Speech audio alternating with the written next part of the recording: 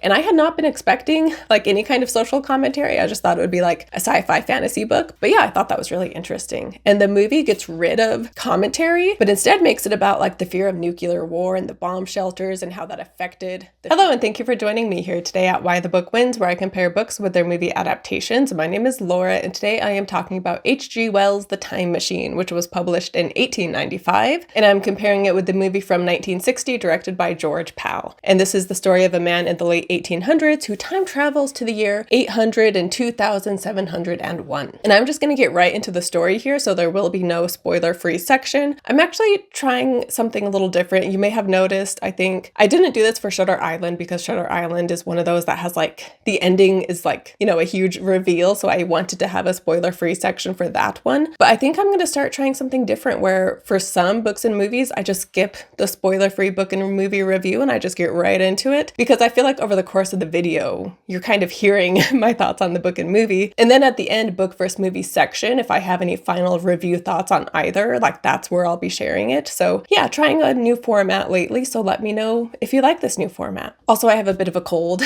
but I didn't want to hold off on recording this because I feel like these videos are best when the story is fresh in my mind. So sorry if my voice sounds a little off. Maybe I should have waited, but I am just impatient like that. But without further ado, so this book is interesting because the characters have no names, at least most of them don't. They're just referred to as the time traveler, the medical man, the journalist. And so I just thought that was really cool, and I like that a lot. And it made me think of Annihilation by Jeff Vandermeer, because that book, the characters don't have names. So I wondered if maybe Jeff Vandermeer was inspired by this book. Who knows? But this has changed in the movie because they do have names, and the time traveler is named George in the movie. So for the most part throughout this video, I will refer to him as George just because I feel like that's easier. But yeah, in the book, he's just called the time traveler. But in book and movie, the time traveler has one friend in particular that he seems a bit closer to, and that is more like quick to believe the time traveler's story. And in the book, it is this man who is narrating the story. But in both, he gets them together, all you know, these different friends of his, and he shows them this miniature version of the time machine he has created, and he tells him about his ideas. You know, most of them are just kind of like, okay, whatever, guy. But then a few days later, he invites them to a dinner, and so they're there waiting for him, and he's late, and eventually when he does show up, he is just like in tatters. And so in the book, he's like, okay, I need to go get changed, and then I'm gonna come back and tell you what happened. And he has this great line where he's like, I've had the most amazing time. And like, that's such a great line, and yet it wasn't in the movie, which was disappointing. But anyway, in the book, he's going to get changed, and while he's getting changed, you know, the friend group is like joking about him time traveling and like, oh, maybe that's why he looks the way he does. But none of them actually believe it, so they're teasing him. And part of the people in this group are like this editor and these journalists. And in the book we read, the journalists too would not believe at any price, and joined the editor in the easy work of heaping ridicule upon the whole thing. They were both the new kind of journalist, the very joyous, irreverent young men. So I thought that was just funny. The narrator sharing his commentary on journalists from the late 1800s and how they were irreverent young men. But yeah, in the movie, he doesn't get changed. He just like sits down right away and tells them his story. And in the book, like I said, it's written from the perspective of the narrator. But then when he tells the story, we switch, and then it's like told like in quotation marks for the rest of it, because it is the narrator sharing what the time traveler told them. And every now and then the narrator will insert his own observations of, you know, what was happening while the time traveler was telling his story. And I just didn't love like this framing device, I guess you would call it, where it's the narrator telling us what the time traveler told him kind of a thing. Like, I feel like I would have liked it better if we just switched perspectives and just switched to the time traveler's perspective and heard it from him, which we are hearing it from him because the way it's written, it's the way he's telling them. But I don't know, like something about like the narrator telling us what the time traveler had said, I don't know, it made me maybe feel too disconnected from the story in a way or something, like having someone else telling us what this other person said, which that's used in other books. So I don't know why it bothered me in this one, but I just didn't love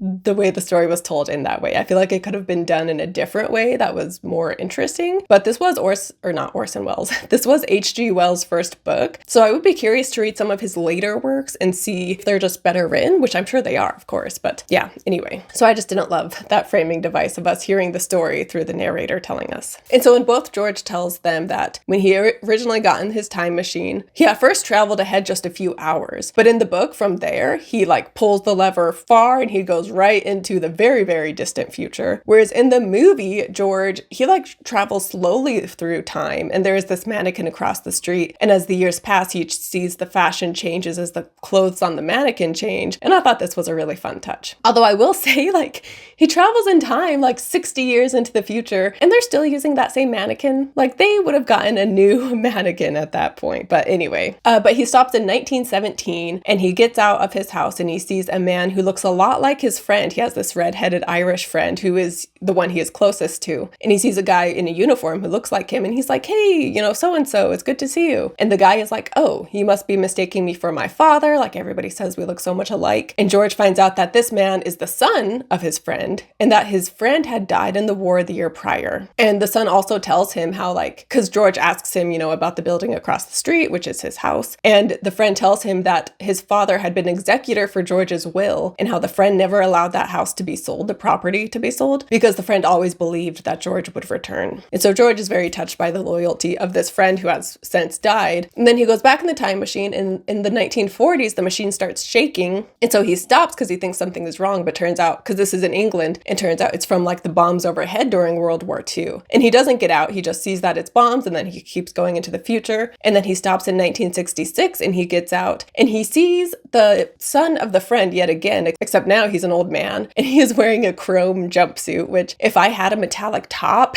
a silver metallic top, that's what I would be wearing for this video. And it's so funny how, like, back in the day, it seems like it was a common belief that in the future we would all be wearing chrome jumpsuits, which is just so funny. But anyway, so he sees this guy wearing his chrome jumpsuit, and there's a siren going off, and this guy is like rushing to a bomb shelter. And the guy like is like, oh, I seem to remember meeting you before, which he had met him in 1917. It is now 1966. He would not remember what this guy looks like, right? Like some guy you briefly talked to in passing 40 years ago, right? Is that math right? Over 40 years ago? He would not remember him. So I thought that was kind of unbelievable. But anyway, so he stops and talks to him, and he tells him about the bomb siren and the shelters that they need to go in to be safe. And George is just feeling depressed at, like, he's seen 2 wars happen at this point, and then now people fearing these like nuclear bombs going off. And he's just feeling discouraged at like the war and violence of the world. And so he decides to go into the far distant future. And then it is after 1966 that he then travels to 802,701. So in the book, he is in this distant future for like a week, whereas in the movie it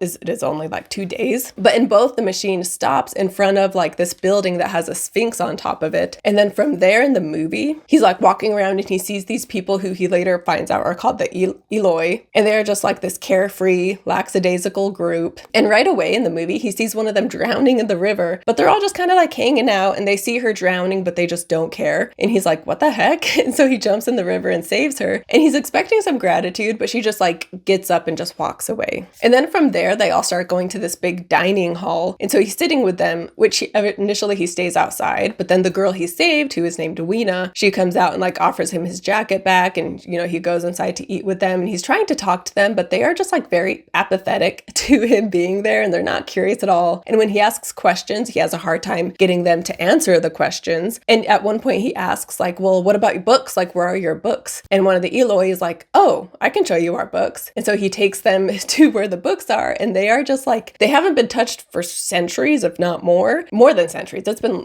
like thousands of years. And so when he touches them, they just like crumble up. And so he is very discouraged, being like, I guess this does tell me about you. And he's just like so upset at their lack of ambition and their lack of wanting to learn. And they just, like I said, are just very apathetic and carefree, and are just living in the present and don't really care about anything else. And in the book, he does talk about finding books, but it's in this place called like the Palace of Green Porcelain, which we will get to. But of the book, in the book it reads, I presently recognized as the decaying vestiges of books. They had long since dropped to pieces, and every semblance of print had left them. Had I been a literary man, I might perhaps have moralized upon the futility of all ambition. But as it was, the thing that struck me with keenest force was the enormous waste of labor to which this somber wilderness of rotting paper testified. At the time, I will confess that I thought chiefly of the philosophical transactions of my own 17 papers upon physical optics. So I thought it was funny that, he's thinking about like, wow, these people, all of the time they put, all of the research and time they put into these books, and now it means nothing.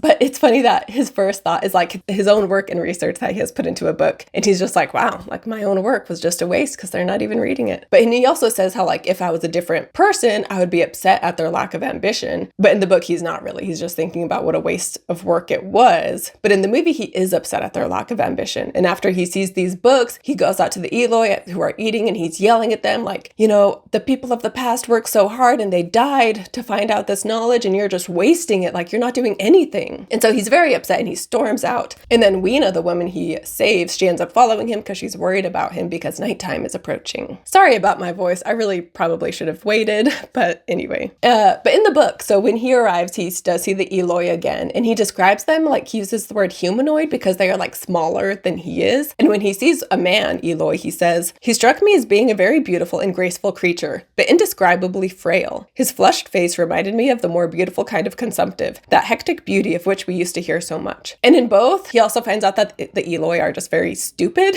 And in, as in the movie, in the book, they just have like no interest in him and aren't curious at all. And in the book, he does save Weena from drowning yet again. However, this happens like on his second day, so it's not right away. And at this point, he has been around the Eloi, so he doesn't expect any gratitude because he is familiar with what they are like at this point. However, later in the day, she comes to him with this like garland of flowers as a thank you. And he's like, "Oh, wow, like I hadn't expected that because you guys don't seem to care." And then Weena in the book, she has this like fondness and adoration for George, the time traveler. And he said it reminds him like the way a child would be around him. And so he does find comfort in her being around him because she just follows him everywhere from this point on. And she'll also like give him flowers in his pocket. And so she's just like a very adoring child with him. And in both book and movie, at one point he, in the movie, it's after he gets upset about them with the books. He goes back to return to his, past time, but he sees the time machine is missing and it has been like dragged into the Sphinx building. And this is in the book as well. He goes back to, go back to his own time and he sees that his time machine is gone. And so in the book especially, he is just like very distressed at the fact that he might be stuck now in this time period.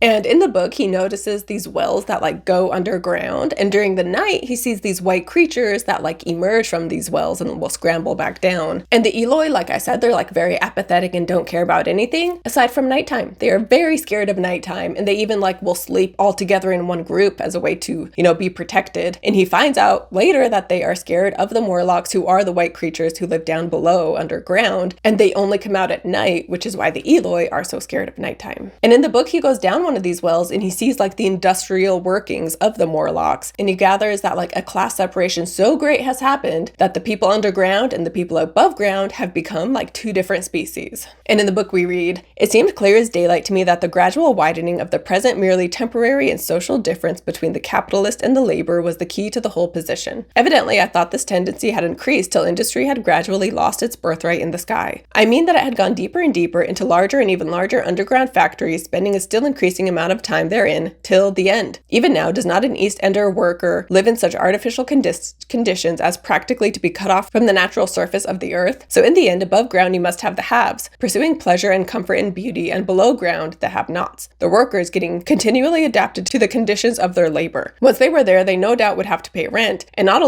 little of it for the ventilation of their caverns, and if they refused, they would starve or be suffocated. The great triumph of humanity I had dreamed of took a different shape in my mind. It had been no such triumph of moral education and general cooperation as I had imagined. Instead, I saw a real aristocracy armed with the perfected science and working to a logical conclusion the industrial system of today. Its triumph had not simply been a triumph over nature, but a triumph over nature and the fellow man." Whereas the book goes a different route with the story of how like the Eloi and Morlocks became separated, because in the movie, Weena takes them to this room where there are these rings that you spin and they like, tell the history of the people. With these rings, he finds out that like due to like nuclear threat, some people chose to go underground because they thought it would be safer, while other people chose to stay above ground. And in the movie, the Morlocks have this siren that will go off and it puts the Eloi in like this trance and they'll just walk towards the Sphinx doors. And then once the Morlocks have, had a certain amount of Eloi walk in, that the doors then shut and the siren goes off. And George sees this happen and he's like, what the heck is going on? And after the siren goes off, they are out of the trance. And George is like, what just happened? Like, what happens to the people who go in the Sphinx? And Weena is one of the people who walked in the Sphinx, by the way. But the Eloi guy he's talking to is just like, it's all clear. And he's like, no, but like, what happens? And he's like, it's all clear. And George remembers that when he was in 1966, when that siren was going off, telling people to go into the bomb shelters, once it was safe, they would say, it's all clear. And so he's trying to tell them like, no, like, this isn't the same as back then. Like, you don't need to worry about these bomb sirens and whatever. And this whole thing with the bomb siren and the sirens for the Morlocks is not in the book. But in both book and movie, George realizes that the Morlocks are eating the meat of the Eloi. And this is why the Eloi are so scared of them. And so the Eloi are like almost like cattle, where the Morlocks will keep them like happy and carefree bury above ground up until the time when they want them brought in to eat them. And then in the book, there is this section where George and Weena go to this place called the Palace of Green Porcelain. And while there, he finds like these matches that are in great condition and very usable, as well as this stuff called like camphor, which is a substance used to create fire, I guess. But the Morlocks are scared of light. They do not go out at the daylight, and they're scared of fire, which the Eloi don't even know what fire is. Like, they had never even seen it before. But so they're scared of any kind of light. So George is very happy to find these matches in camphor.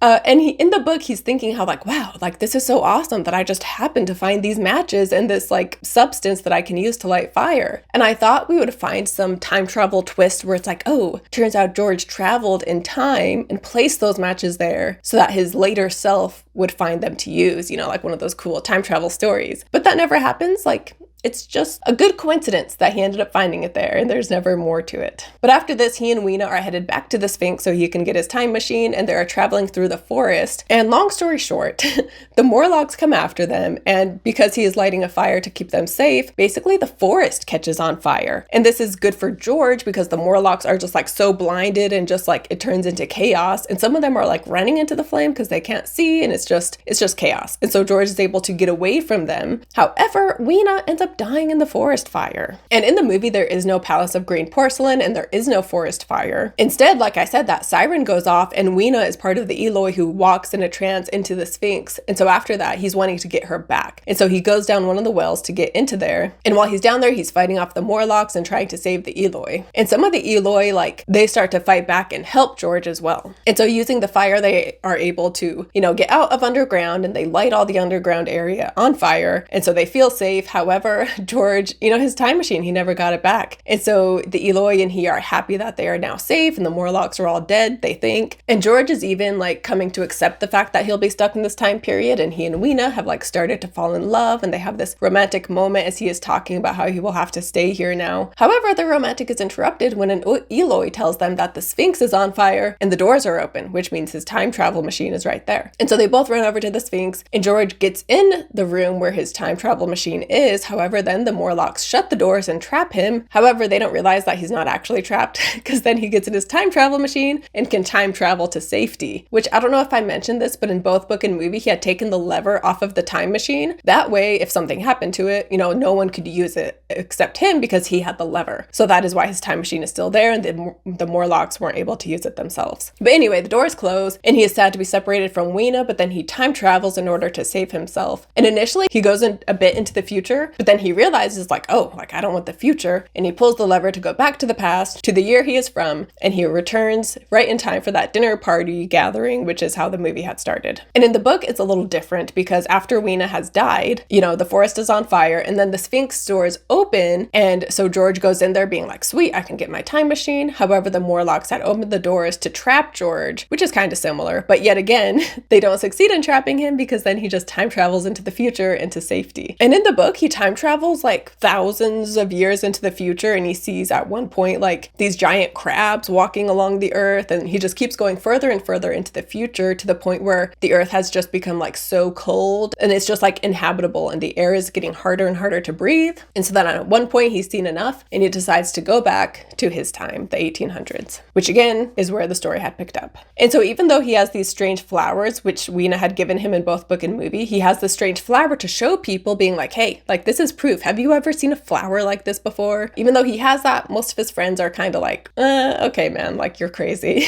Except the one friend. He has that one, the narrator in the book and the redheaded guy in the movie. Both of them are kind of like, like maybe there's some truth to it. And in the end of both book and movie, George travels in his time machine yet again. We don't know where exactly. And in the book, the narrator tells us that he has been gone for 3 years and they just don't know what has happened to him and, you know, where he went. Whereas in the movie, it makes it pretty obvious that he returned back to the time he had just left because the time machine had been, when he time traveled, he had been inside the Sphinx room. But in the movie, he pulls the time machine out so that he will return in time outside of the Sphinx and he will be with Weena again. And so the redheaded guy and George's housekeeper notice this and they're like, oh, he pulled the machine. That way, when he traveled back to the future, he would be with Weena and they would be reunited because you could tell from the story that George and Weena had fallen in love. And so the movie has a very romantic happy ending, whereas the book is very ambiguous. Like in some ways in the book, like would he want to go back to the time of the Eloi and the Morlocks? Like I feel like he had less reason to go to that time in particular again. Like, so who knows where he went. But also in the movie, he also took 3 books from his library as a way to help the Eloi build up their future, you know? But they don't know which books they are. But in the book, like I said, the time traveler, he and Weena, like he treats her more like a child and he calls her very childlike. And I don't know if he really talks about her appearance. Maybe he did, but I feel like there was no undertone of romance in the book. He does say he had wanted to bring Weena back to the past with him. However, he can't because she dies. But yeah, maybe, you know, let me know your thoughts on the book, but I didn't sense any kind of romance there. And obviously that's a big change with the movie because the romance is a bigger thing. And that's even, you know, the ending where it's like, oh, he is returning to be with Weena, his one true love. And the character of Weena in the movie made me think of this trope called Born Sexy Yesterday, where you have a character who is very beautiful and attractive, but she's also really dumb and she's also naive and she doesn't realize how attractive she is. And she's also very, you know, innocent and pure. And the male lead, he gets to be the one to make this woman realize how beautiful she is. And he also gets to like teach her whatever pertains to the story because she's so stupid. So he gets to like help guide her and teach her. And while I did really like this movie, I feel like the Born Sexy Yesterday trope is just always kind of cringy. And like it just comes across as like a man's wish fulfillment in finding a beautiful, naive woman who doesn't realize how beautiful she is. And because she's so dumb, it makes the man just feel even smarter and more superior. And he is like the leader between the two of them because like she's so dumb and he's so smart. And in the US after World War II, you know, because women were in the workforce during World War II because they had to be because the men were off fighting the war. But then when the war ended, you know, there's a reason why the quintessential 1950s housewife is like such a thing. And it's because men were really pushing that because society, like they didn't want women to think that they could now be in the workforce, right? So they were really pushing this housewife ideal and getting the woman back in the homes and out of the workforce because men didn't want to be working alongside women. And they also didn't want women in positions that were higher than them, you know, of course. And so because the men wanted to stay in charge, it feels like this Born Sexy Yesterday trope kind of fed into that because they're keeping the woman be subservient by being like so stupid and naive and dumb. And the man is the one who's so smart and he knows what to do. And so therefore the, you know, the Weena character, the Born Sexy Yesterday character is just like, oh, like I'll go along with whatever you say because clearly you're just so smart and you know so much more than I do. And I know I am often bringing up like these sexist aspects to different books and movies I cover, but I can't help it. Like for the past year and a half or so, I have just been noticing it everywhere, like in current culture, but obviously in the past as well when it was even more prevalent, but it still exists today too. And I kind of think like it really started for me when I read The Godfather. So you can thank Mario Puzo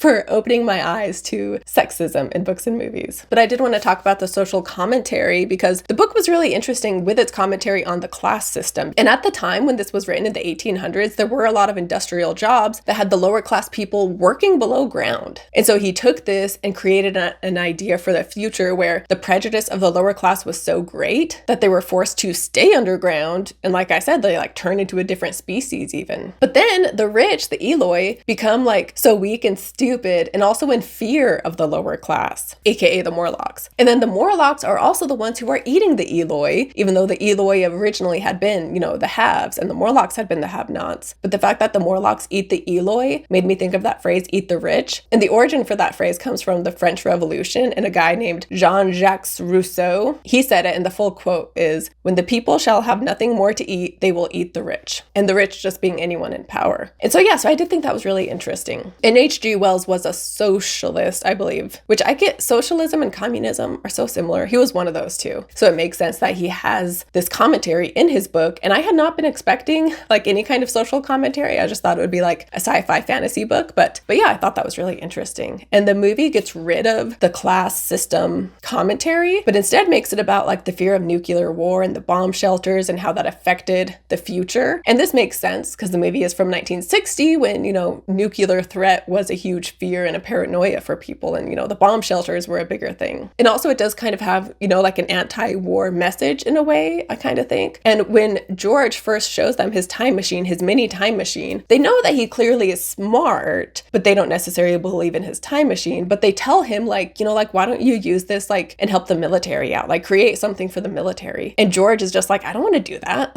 Like, I don't want to create some weapon. And it made me think of in All Quiet on the Western Front in the book, Paul is thinking how insane it is that so much time and money and intelligence is used to create things that can kill people, right? And so I thought that part in the movie was interesting and I liked it. But when it comes to book versus movie, so yeah, I didn't find the writing of this book very engaging. And again, maybe it was like the format of it where it was the narrator reiterating to us what the time traveler said. And like I said, I do want to read more of Wells' future works. So he did write The Invisible Man, which I didn't realize. So maybe I'll cover that one at some point. But if you have a favorite H.G. Wells book that also has been adapted, comment down below so I can give it a look. But the movie was enjoyable. And I know I have my Born Sexy Yesterday complaint, but for the most part, I did really enjoy the movie. And I thought the makeup and the special effects were really cool. And in the end, part of me wants to say the movie wins just because, this book is so short. I read it in a day, but it was hard because it just wasn't very engaging. So part of me wants to say the movie wins because I just enjoyed the movie more. But I feel like fans of the book will be really upset if I do that because the book is, it was just so ahead of its time, pun intended. And then I think I do find the class system commentary more interesting, I think, than the whole nuclear paranoia commentary for the movie. But each of them fits the time though, right? Because like I said, in the 1800s, lower class people working these underground jobs was more prevalent, whereas by 1960, I don't know if that was really as much of a thing. So this is tough. I enjoyed the movie more, but I might have to give it to the book, which I feel like doesn't make sense though, because I don't know. I like the commentary in the book, but I had more fun with the movies. I'm just going to say the movie wins. There you go. I could see myself potentially reading this book again though, but I also could see myself rewatching the movie. But yeah, the book, if I'm being totally honest, it just felt kind of dry at times. So even though I liked the overall story, I just wasn't connecting with the way it was written. So yeah, I will say the movie wins. But if you love the book, just know I was hesitant to make that decision. But speaking of movies, there is a 2002 remake called The Time Machine, and I did watch it. And so I didn't want to touch on that version. I won't get as in depth into it as I did with the 1960 movie, but this one is interesting because it is directed by the great grandson of H.G. Wells, Simon Wells, which was so crazy. And there's also a scene where the main character, he travels to the year 2030 and he's talking to this library hologram, and he's talking about time travel. And the hologram brings up H.G. Wells' The Time Machine in the 1960 movie. And then this movie is from 2002. And so he says in 2006, Andrew Lloyd Webber turned it into a Broadway musical. And he starts singing a song from it, which I thought was kind of funny. And I also forgot what year this movie was made. So then afterwards I was searching Andrew Lloyd Webber, The Time Machine. But obviously they made that up just for the movie and it doesn't actually exist. But in this version, the reason the main guy decides to time travel is because he is engaged to this woman in the 1800s. But then she is killed when they are mugged. And so the next 4 years after her death, he wants to time travel back in order to save her life. However, the whole time travel paradox where the reason the time machine exists is because she died. So then when he travels back in time to save her, she just dies a different way. And it's just inevitable. She has to die because he's using the time machine to try to save her, but the time machine wouldn't exist had she lived, And so he just realizes it's a futile effort to try to save her life. And instead he travels into different points in the future. And in the movie, he stops at different periods. Like I said, he stops in 2030 before eventually landing in the same year, which I always forget what the year is exactly. It's 802,701. So that is the year he ends up in this version as well. But yeah, I kind of like that the book and the original movie, George, the time traveler, didn't have a motivation as to why he wanted to time travel. In this version where it's I want to save my fiance. In the other versions, he's just doing it just because he can. And I kind of like that. There doesn't always have to be some driving force. Why not create a time machine just because, But in this version, when he arrives in the distant future, the Eloi are not these apathetic, stupid people the way they were in the book and the original movie. In this one, they're very smart and ingenious, and they have created this cool way of living along the cliffs. And again, they are scared of the Morlocks, so in the 1960 movie, the Sphinx has this monkey Sphinx kind of look. And then the Morlocks, they kind of remind me of the way way that Sphinx looked mixed with orcs, which this movie was originally slated to be released in October of 2001. However, there is a scene where like there are asteroids landing in New York City, and because of the September 11th attacks, they moved the movie to 2002. So the Lord of the Rings movies, they couldn't have been like copying Lord of the Rings because this was like before that or like at the same time. So maybe it was just coincidence that the Morlocks kind of look like orcs from Lord of the Rings, but that is what they reminded me of. And they also come out in the daytime, which was very different from the book. But then he does meet like the King Morlock, who is played by Jeremy Irons, I believe, who was pretty freaky looking. And so, yeah, this one was interesting. There are some similarities, but overall it is quite different. And in the end, spoiler alert, he never travels back to the 1800s. Like once he is in the future, he stays there and he falls in love with a woman who has a son, and the two of them, get together in the end. And I was kind of disappointed there was no moment where he goes back to the past and tells them he had been in the future. He just stays in the future the whole time. But yeah, this movie was fine. Like I didn't love it. I didn't hate it. I kind of enjoyed it, but not to the point that I would ever feel the need to watch it again. This was definitely a one-time watch for me. But to wrap up, I wanted to talk about Edgar Rice Burroughs really quick because this book, it kind of reminded me of A Princess of Mars in different ways, which A Princess of Mars came out afterwards. So I'm pretty sure Edgar Rice Burroughs was probably inspired by The Time Machine because in both, John Carter, he doesn't travel in time, he travels to a different planet, but still like that aspect of him traveling somewhere else. And then once he's there, like the people he meets and some of his experiences and the class system, both of them have a deal with the class system, and both of them have people eating the other people, because in A Princess of Mars, there's a group of people who see others as lower, so they therefore eat them because they see them as like a lower type of creature or whatever. But yeah, so there are just kind of a lot of similarities between the two. If I'm talking about the books though, I would say I prefer A Princess of Mars over the book The Time Machine. But yeah, so I thought it was just interesting the way it made me think of A Princess of Mars as I was reading The Time Machine. And so I wanted to link to A Princess of Mars here on the screen if you have not watched my book versus movie for that yet. I actually really like the movie John Carter, which gets a lot of hate, but I really like it. So you can hear me defend John Carter in that video if you want to check it out. And thank you again so much for watching this video. Sorry about my voice. I hope it wasn't a huge distraction. I will try to not do this again in the future, but like I said, I prefer recording these when they're fresh in my mind, and I'd already been putting this off for some time and I was just impatient and wanted to hurry and get it recorded. But anyway, thank you so much for watching. Comment your thoughts on The Time Machine down below. Comment your thoughts on the class system commentary of the book. Comment on the nuclear bomb commentary paranoia in the movie. Comment on the Born Sexy Yesterday trope if you want to. There's more current examples of this too. Like this trope is done even in recent times. And where I first heard of this trope was actually the Cover to Credits podcast, where they do, they compare books with their movie adaptations as well. They are just a podcast, not a YouTube channel, but I love their podcast. I will link to it down below in the description. I forget which episode they talked about Born Sexy yesterday. It was like over a year ago, I think, that I listened to it, but it was something that stuck with me. And then ever since they talked about it, I have noticed it in movies as well. But anyway, check out my John Carter video. Thank you so much for watching. I will see you next time. Bye.